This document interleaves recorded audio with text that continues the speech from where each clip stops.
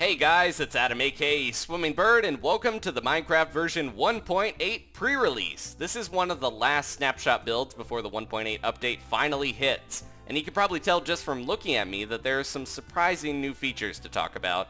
So I've been dieting, but I skipped arm day at the gym one too many times, and this is what happens. No, this is the new player model option with smaller 3-pixel wide arms that Jeb teased a few weeks back. I like the more proportional arms, but they do make armor look even more bulky than before. Now there's a bit of confusion about this new model.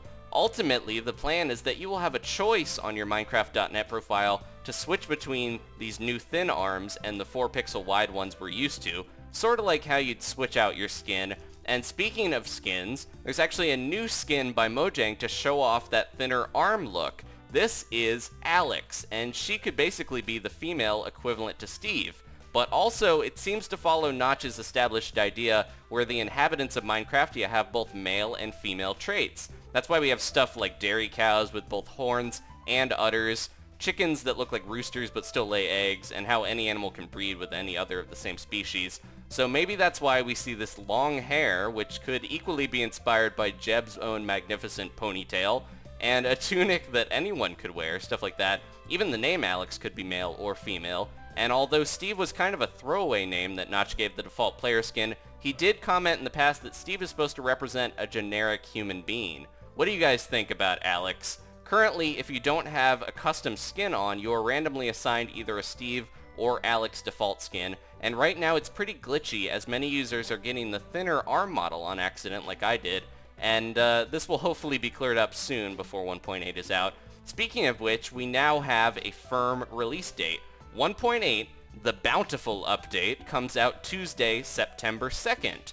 Now, there's a few other changes I wanted to talk about. When you're flying and you hit the sprint button, you actually fly quite a bit faster now than you used to when you would sprint when you're in the air. The Killer Bunny, that we all know and love now, is received yet another texture change. This time, the ears are a bit darker, the eyebrows are more pronounced and gray looking, and it cleaned up all the blood on its coat. Good for him.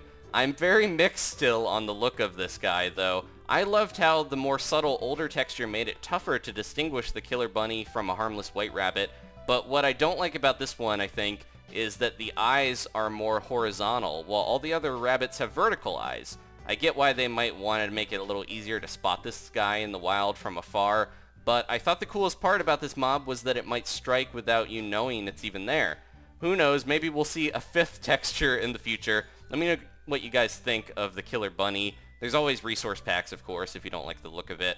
A few quick bug changes before we get going. Shears now lose durability when used on wool blocks. Baby zombie pigmen will now eventually forgive you if you attack their species. They kind of remembered and held a grudge before. Slimes no longer appear for a half second on peaceful. Mobs will now spawn in certain block heights that they couldn't before because of a glitch. Mushrooms no longer spawn in deserts. Slimes ironically couldn't jump on slime blocks in the past, but now they can.